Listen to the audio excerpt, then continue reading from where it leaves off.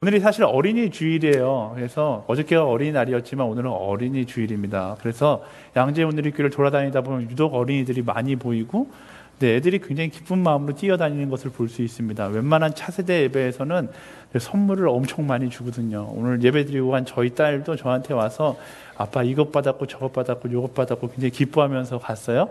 그래서 사실 오늘 본문도 그런 어린 아이에 대한 어린 아이와 하나님 나라라는 말씀의 제목으로 함께 이제 말씀을 나누려고 합니다. 사실 이 본문 가지고 부모의 입장에서 권면하거나 가르치는 말씀이 많은데요. 오늘 우리 대학 청년들에게 어떤 말씀으로 하나님께서 주실지 함께 기대하면서 나눠보면 좋을 것 같습니다.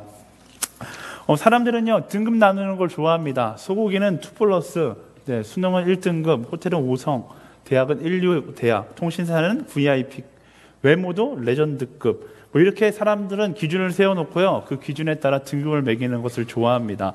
그런데 그렇게 등급을 매기다 보니까 어느 순간 인생도 등급을 매기기 시작하는 거예요. 실제적으로 어저께 제가 말씀을 준비하면서 인생 등급이라는 키워드를 인터넷에 쳐봤더니 이런 책도 있더라고요. 인생 등급이라는 책이 있더라고요. 그리고 서로가 이 책을 보면 서로가 서로의 가치를 평가하기 시작하고 그 가치에 따라 1등급, 2등급, 3등급, 4등급 사람을 등급으로 나누어 놨어요. 또 여러분들 잘 알고 있는 결혼정보업체에 가면 여러분들의 학력이나 재산, 외모 이런 걸로 다 여러분을 등급 나누기 시작합니다. 그러면서 우리 인생이 행복해졌을까? 모든 것을 등급화하면서 우리 인생이 행복해졌을까? 저는 반대인 것 같아요. 다 등급화하면서 우리 인생이 급속도로 우울해지고 정말로 많은 사람들이 우울증에 시달리고 자신이 불행하다고 생각하게 되고 있는 것이 아닌가 싶습니다. 또 나 스스로도 모든 관계에서 나도 모르게 등급으로 사람을 이렇게 평가하는 경우가 생기는 거예요. 어제 오늘의 일이 아니죠. 사회가 존재하고 발달하면서 자연스럽게 세상 가운데 발생하는 현상이 어쩌면 이 등급 매기는 현상일 수도 있겠다라는 생각도 해봤어요. 하지만 그냥 이거를 당연한 현상으로 여기고 받아들이기에는 너무나 많은 관계를 무너뜨리고 너무나 많은 사람들이 그 무너진 자아를 가지고 살아가게 만드는 것 같아요. 그리고 말씀은요, 우리가 기준으로 삼고 있는 말씀은 어쩌면 이런 세상에 등급 매기는 것에 대해서 그렇게 좋지 않게 이야기하고 있지 않을까라는 생각을 한번 하면서 말씀을 봤어요. 오늘 말씀도 그런 의미, 그런 의도로 한번 묵상해 봤어요. 예수님은요, 사람들이 평가하는 인생 등급으로 치자면 가장 낮은 곳, 마구간에서 태어나셨고 가장 천한 위치에 계셨죠. 가장 높은 분이신데 가장 낮은 등급으로 오셨다. 예수님은 무엇 때문에 그렇게 하셨을까? 그 등급에 대해서 삶을 통해서, 말씀을 통해서 무언가 우리에게 이야기하고 싶으신 게 있었던 것이죠. 인생의 등급보다 더 중요한 가치가 있다라고 예수님은 언제나 말씀하셨어요. 예수님을 따르던 제자들은 어땠어요? 제자들은 사실 인생의 등급을 만들어 놓고 그 등급이 올라가기를 바라는 사람들이었어요.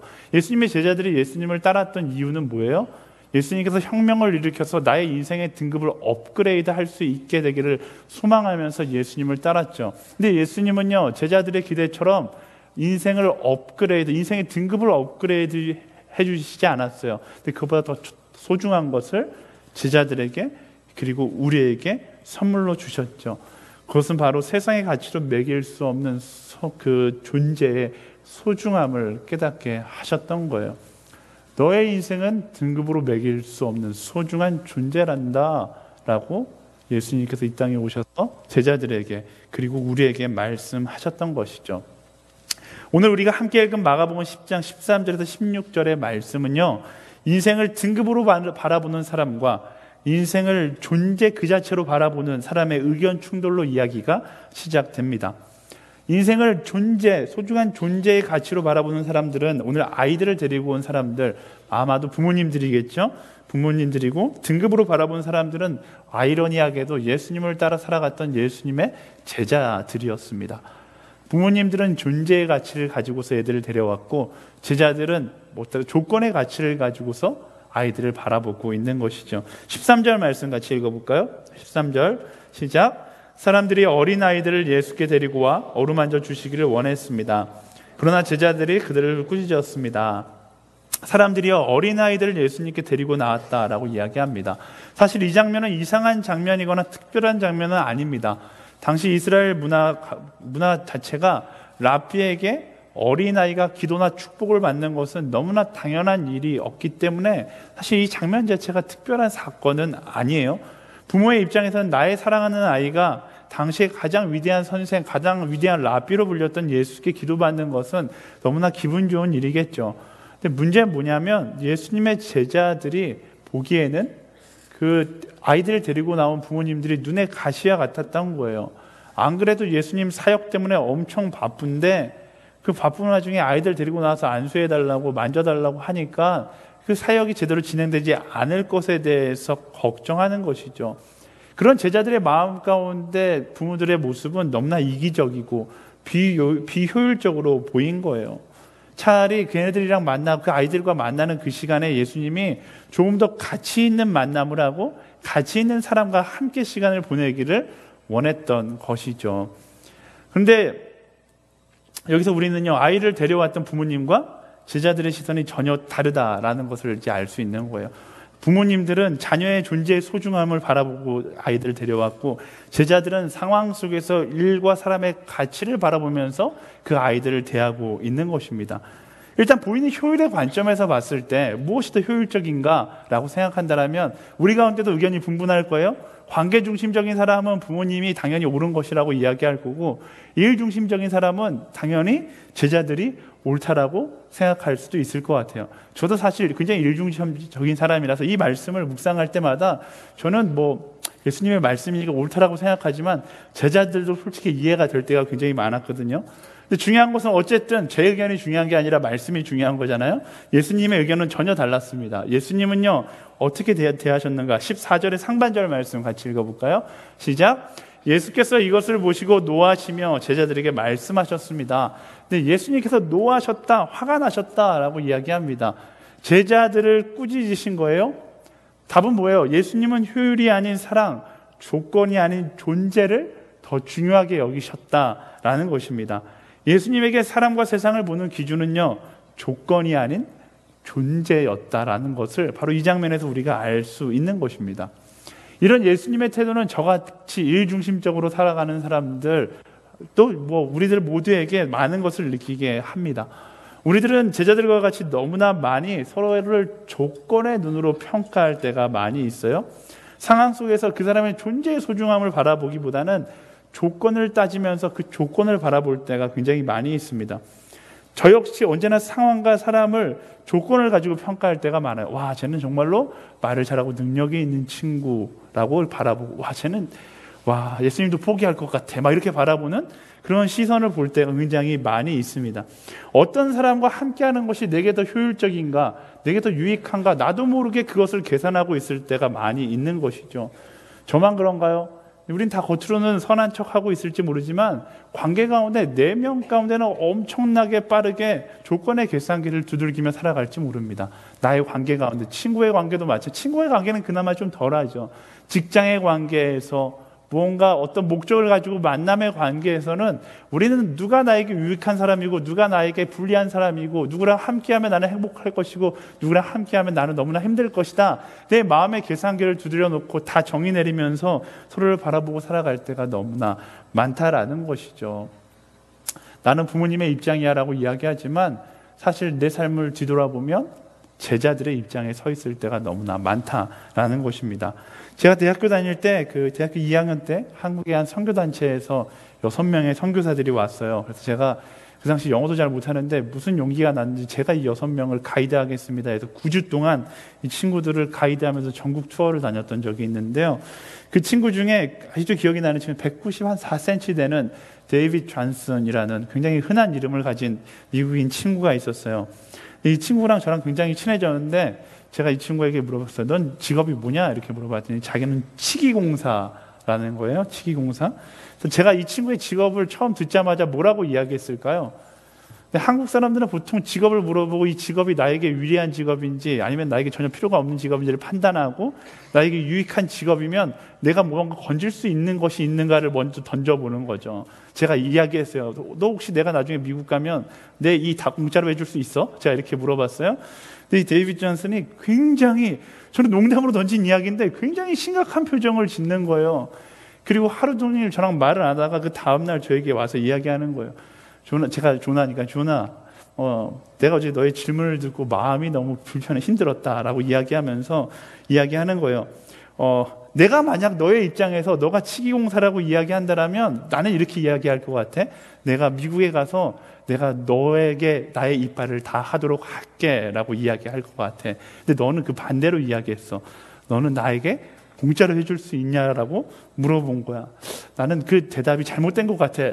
이 친구도 굉장히 너무 진지한 친구긴 한데 저는 그 대답을 듣고서 굉장히 충격을 받았던 기억이 났어요. 그 대답 하나에 저는 굉장히 이기적인 사람이 되었고 이 친구 굉장히 이타적인 사람이 되어버린 것이죠.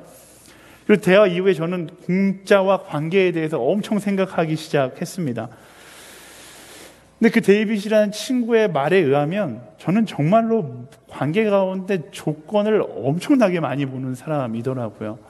저뿐만 아니라 저는 그렇게 생각해요. 한국 사람들 중에 많은 사람들이 관계 가운데 조건을 많이 보는 거예요. 내게 어떤 유익을 줄 수 있을까를 고민하면서 그 관계 가운데 나아가는 거죠. 제가 이런 이야기를 하는데 여러분들은 전혀 나랑 상관없는 이야기라고 저를 쳐다보고 있는 것 같아요. 네, 저도 여러분들 나이 좀 먹어봐요. 지금은 저보다 덜하겠지만 나이가 들어가면 들어갈수록 사회적인 관계가 늘어나면 늘어날수록 내 삶 가운데 조건을 바라보게 되는 그런 현상들은 더 많이 일어나게 되는 것입니다.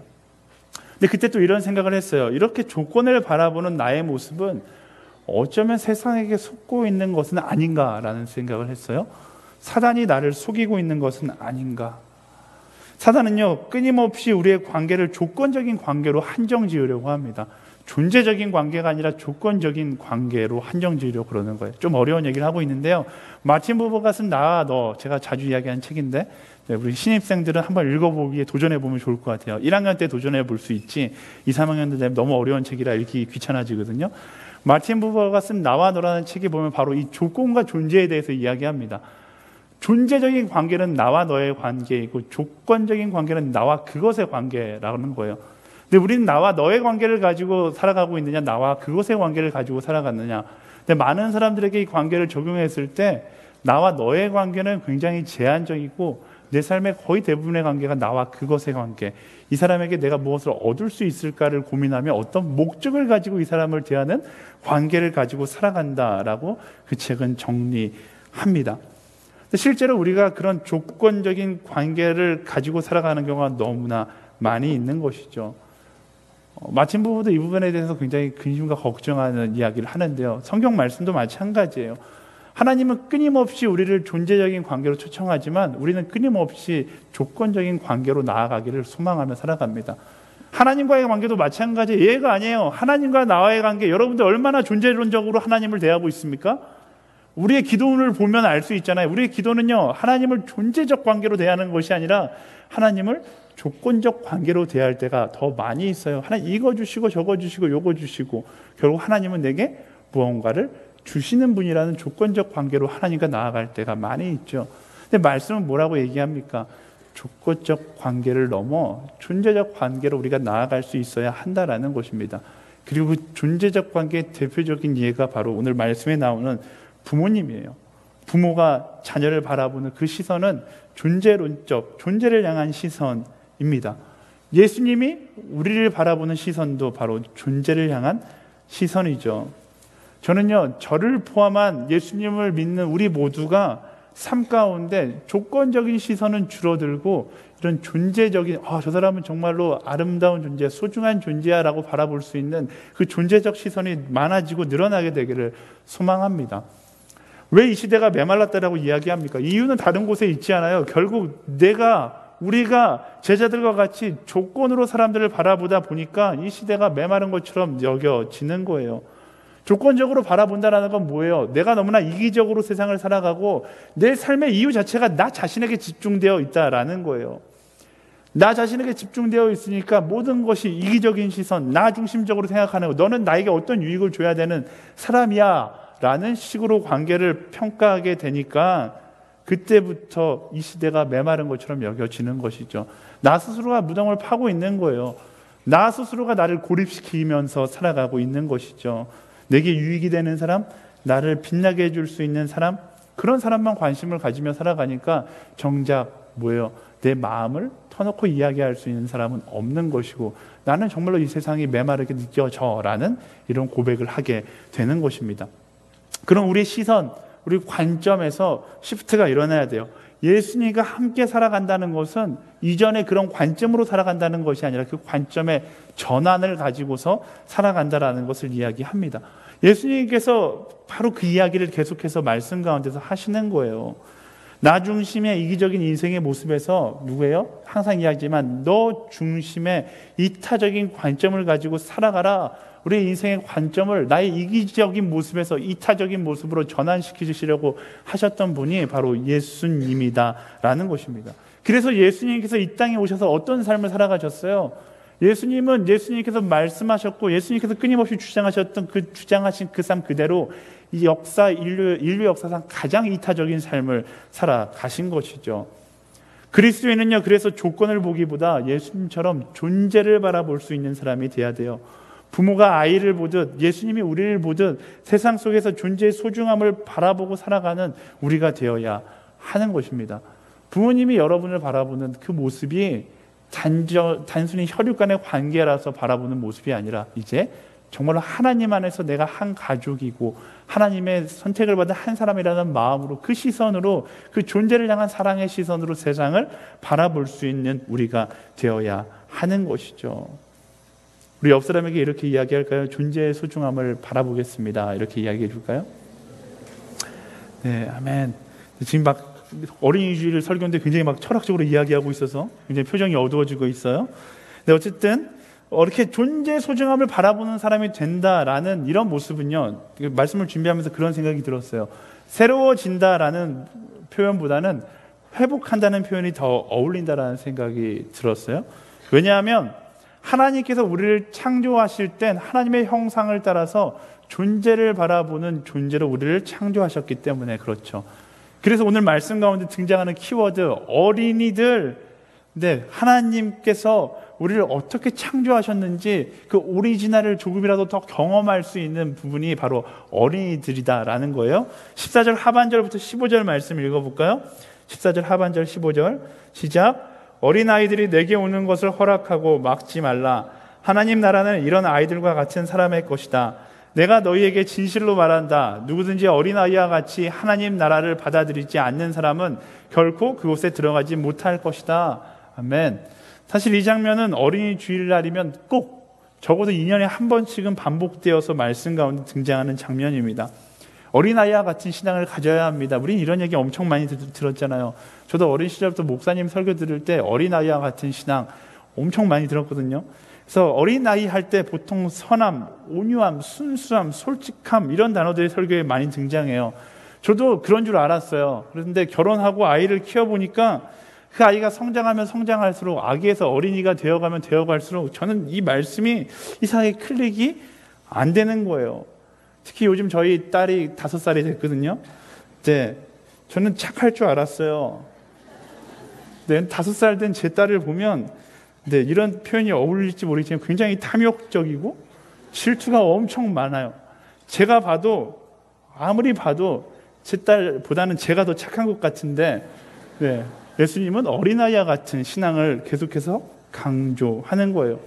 어저께 말씀을 준비하면서 어제 어린이날이었잖아요. 제 딸이 얼마나 어린이날, 오늘은 나의 날이야 이러면서 아침부터 저한테 얼마나 생색을 내던지, 설교를 준비하고 있는데도 계속 이 아이가 방에 들어와서 아빠가 설교 준비하니까 좀 나중에 놀아줄게 이래도 계속 방에 들락날락 거리면서 오늘은 나의 날이라고 주장하는 거예요.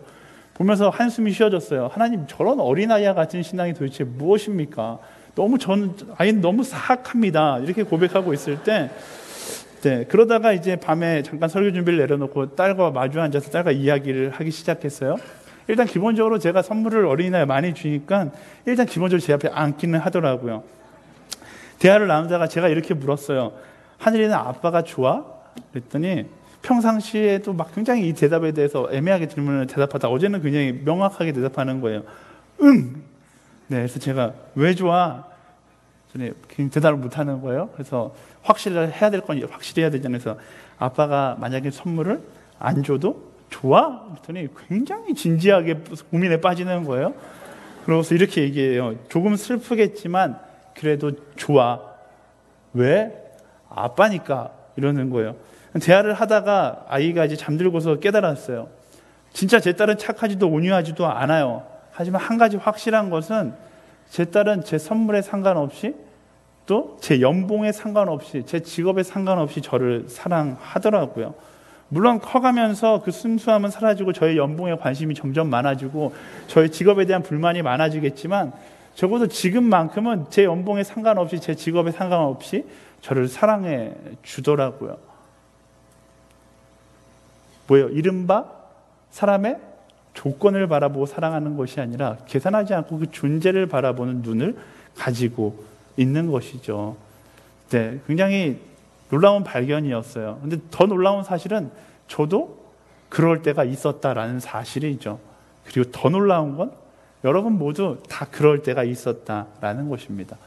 근데 문제는 뭐예요? 저희가 그런 모습을 잃어버린 것이죠. 잃어버렸다기보다는 잊어버렸다는 표현이 더 맞는 것 같아요. 너무나 많은 욕심과 너무나 많은 이기심이 본래의 모습을 잊어버리게 만든 거예요. 세상은 자꾸만 우리의 원래의 모습을 잊어버리게 만듭니다. 우리가 세상을 살아가면 살아갈수록 원래 우리가 세상에 존재하게 된 이유, 존재를 바라보며 그 소중함을 깨닫게 해주고 그 존재를 사랑해야 되는데 그것들은 잊어버리고서 자꾸만 나의 욕심과 나의 이기심을 따라 살아가게 되는 것이죠. 성공지상주의, 물질주의, 쾌락주의, 세속주의, 이 모든 것 다 어떤 거예요? 인생을 변질시키는 세상의 기준을 따라 살아가는 것을 의미하는 거예요. 존재의 소중함을 변질시키고 내 인생에 다른 조건이 중요하다라고 강조하는 사단의 속삭임에 속아 넘어가는 것이 성공, 물질, 쾌락, 세속 이런 것들이다라는 것입니다. 우리가 조금만 방심하면요, 세상은 우리의 본래의 모습을 잊어버리게 만들기에 너무나 강력한 영향력을 가지고 있는 거예요. 그래서 말씀을 통해서 우리가 항상 잊지 말아야 하는 것은 원래 하나님의 계획은 뭐예요? 세상 때문에 내가 변하는 것이 아니에요. 하나님께서 여러분을 이 땅 가운데 창조하셨을 때 하나님이 가지고 계셨던 계획은요, 세상의 영향력에 빠져서 내가 변화되는 것이 아닙니다. 뭐예요? 나의 영향력으로 세상을 변화시키는 것이 하나님의 계획이었다는 거예요. 세상에 좌지우지되는 인생이 아니라 내가 세상 가운데 나아가 하나님의 창조의 방향으로 세상을 이끌어가는 것, 그것이 하나님의 계획이었다라는 거예요. 창세기 말씀에 뭐라고 해요? 정복하고 다스리라라고 이야기합니다. 근데 우리는 거꾸로 된 인생을 살아가는 거예요. 세상에게 정복당하고 세상에게 다스림받는 인생을 살아가고 있는 거예요. 하나님은 나에게 세상을 다스리라고 이야기했는데 우린 돈의 다스림을 받으며 살아가고 있고 성공의 다스림을 받으며 살아가고 있다라는 것이죠. 그러면서 우리는 자꾸만 조건을 바라보는 인생을 살아가는 거예요. 사랑하는 여러분, 이런 시대 가운데 우리는 끊임없이 기도해야 합니다. 왜 기도해야 돼요? 무언가 달라고요? 그럼 거꾸로 된 기도죠. 이거 주시고 저거 주시고 하나님께 달라고 하는 게 많아지면 많아질수록 어떻게 되는 거예요? 하나님의 오리지널 플랜은 여러분들 가운데 점점 보이지 않게 되는 거예요. 여러분들이 달라는 욕심이 많아지고 이기심이 커지면 커질수록 하나님의 계획은 사라지고 내 삶이 하나님의 계획이 아닌 욕심과 이기심으로 가득 채워져 버리는 것이죠. 그리고 세상이 말하는 대로 세상의 영향에 휩쓸려 살아가게 되는 것입니다.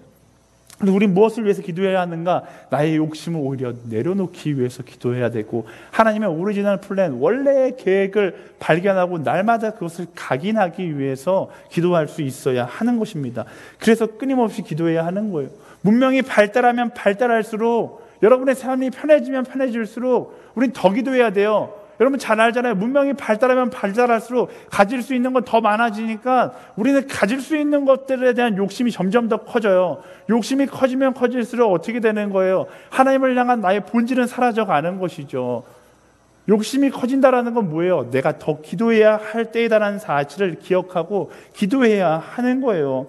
그렇지 않으면요, 우리가 창조의 목적을 잃어버리는 그 속도의 가속력을 도저히 감당해낼 수 없는 것입니다.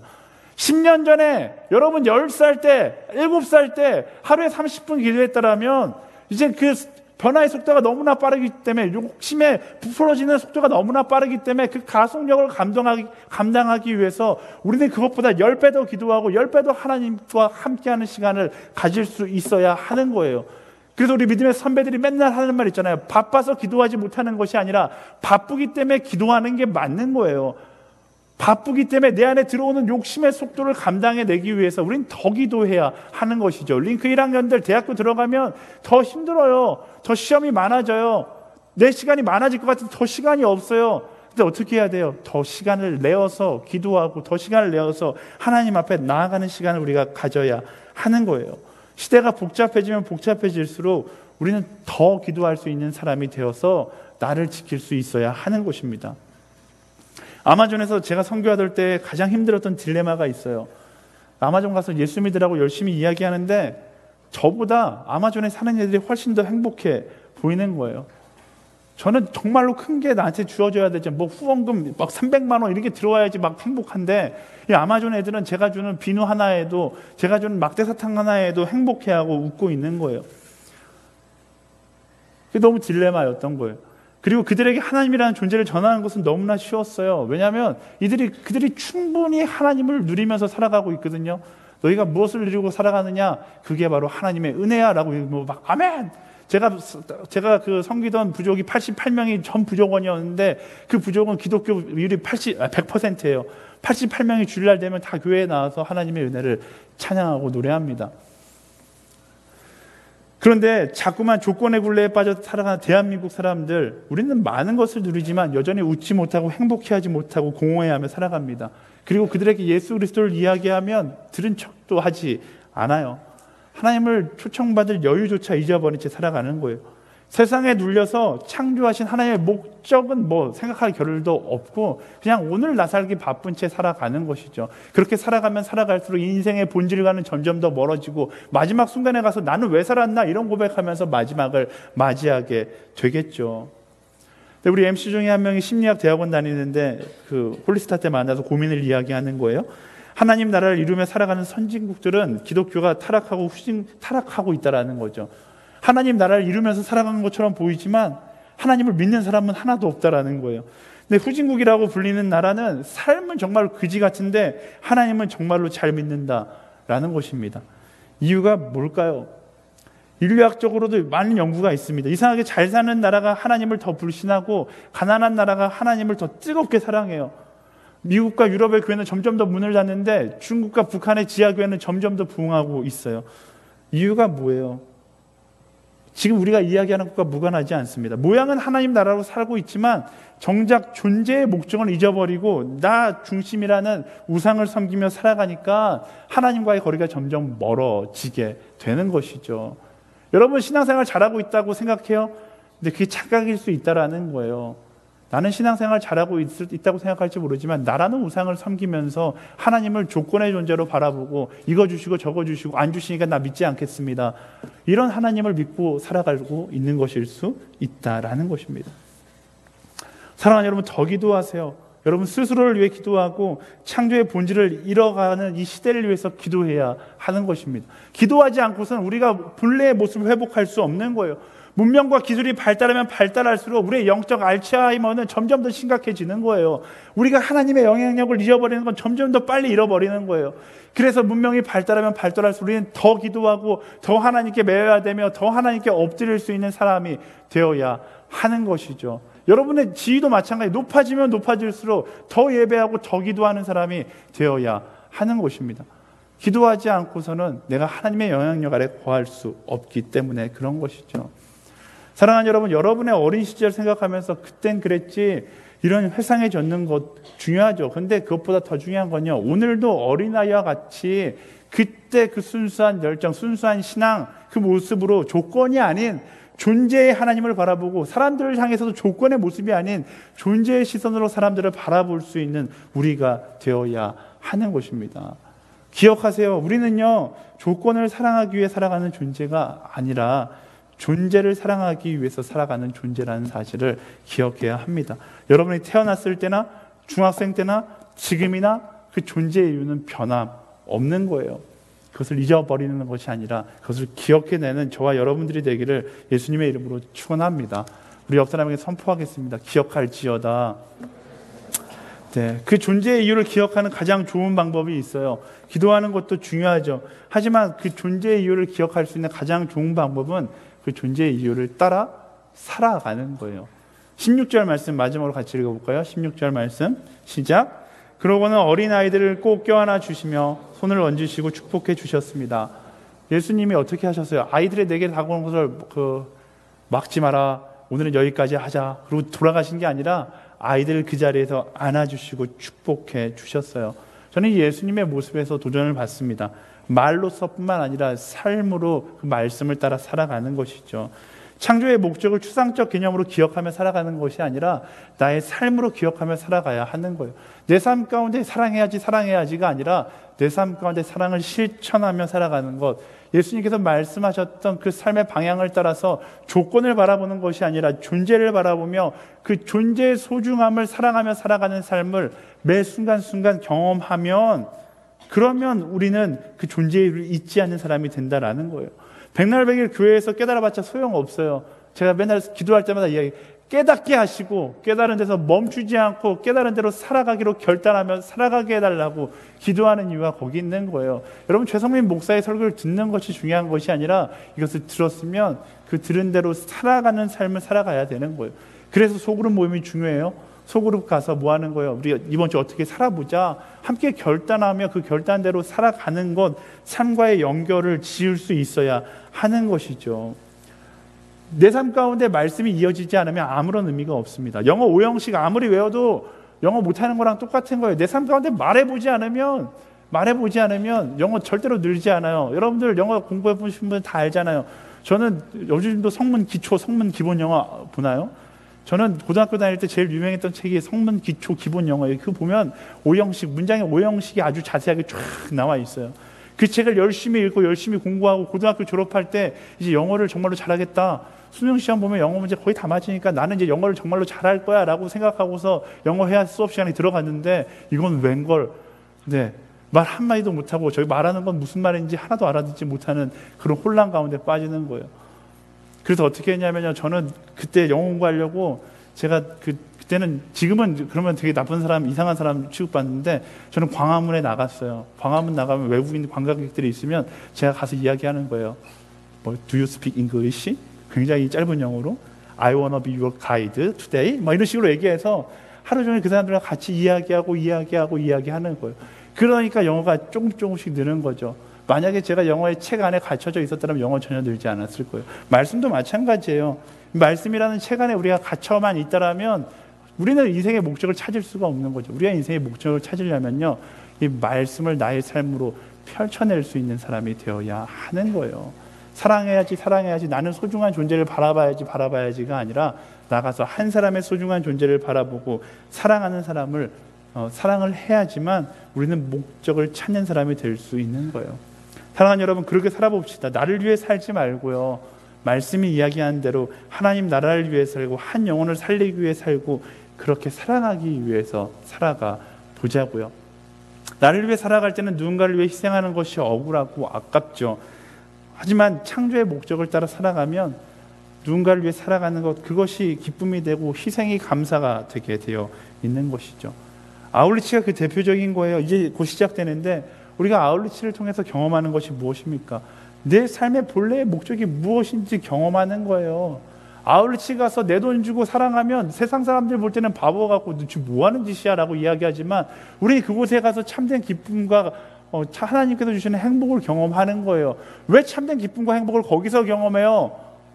그것이 하나님께서 나를 이 땅에 보내신 삶의 목적이기 때문에 그런 것이죠. 아울리치를 통해서 우리의 인생의 목적을 다시금 찾는 거예요. 그래서 아울리치 갔다 오면 다 똑같은 고백해요. 사랑하러 갔다가 사랑받고 돌아왔습니다. 그 고백을 한 이유가 거기에 있는 거예요. 하나님의 사랑이 말씀을 따라 살아가는 나의 삶 가운데 발견되어지는 곳이기 때문에 그렇습니다. 그렇게요, 내 삶이 하나님의 계획에 맞게 쓰임받는 것을 기뻐하는 저와 여러분들이 되기를 예수님의 이름으로 축원합니다. 우리 그렇게 살아보자고요. 내 마음대로 사는 게 아니라 하나님께서 창조하신 목적을 따라 살아가 보는 거예요. 그리고 나서 하나님께서 내게 기쁨을 주셨는지 안 주셨는지 이야기해도 늦지 않아요. 우리 옆 사람에게 이렇게 이야기해 볼까요? 창조된 대로 살지어다. 이렇게 이야기해 줄까요? 아멘. 네, 말씀을 마치려고 해요.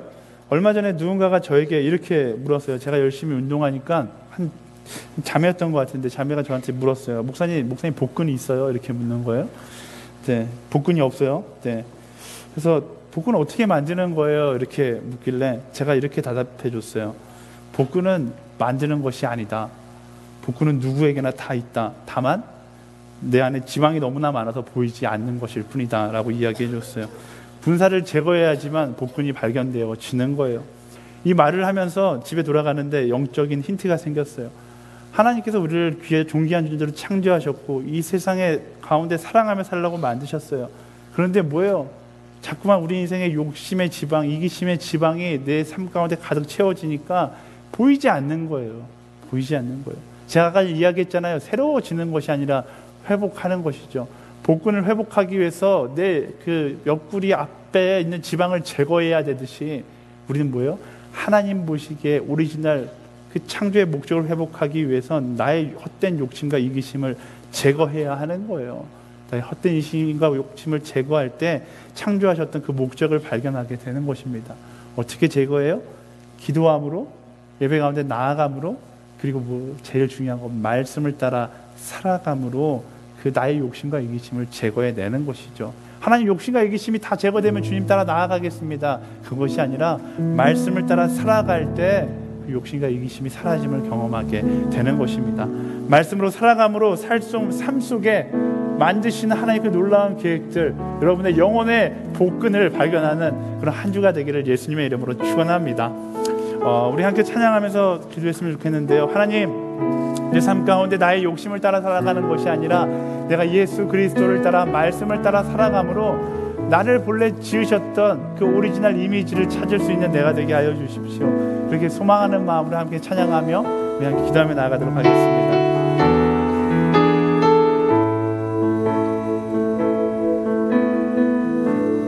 내 삶의 소망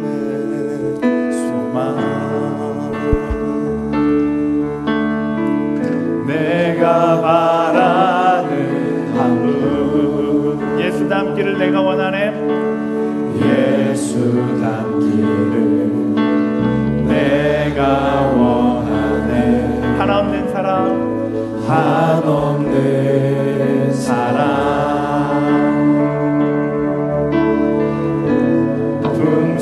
풍성한 근육 예수 닮기를 내가 예수 닮기를 예수 보기를 예수만 높이기 내가 원하네. 내 평생 소원 예수 닮기를 예수만 닮기를 내가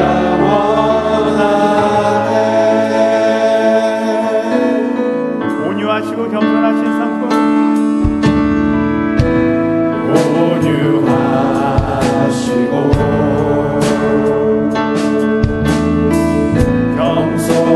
겸손하신 성품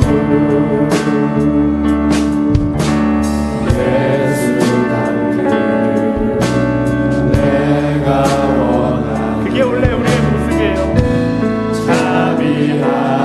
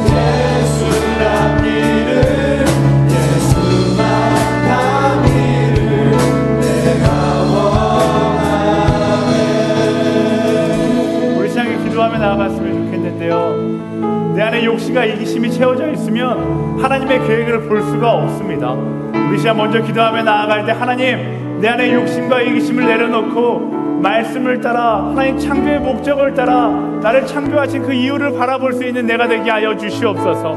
나의 시선이 세상을 향한 욕심에 있지 않고 나를 향한 하나님의 계획에 있게 하여 주시옵소서. 그렇게 소망하는 자마다 우리 자리에서 일어나서 기도했으면 좋겠어요. 나의 소망을 주님께 아뢰며 나의 결단을 주님께 드리며 세상을 바라보며 나의 욕심을 바라보는 인생이 아니라 주님을 바라보며 나를 향한 계획을 바라보는 내가 되게 하여 주시옵소서. 우리 함께 간절히 기도하며 나아가겠습니다.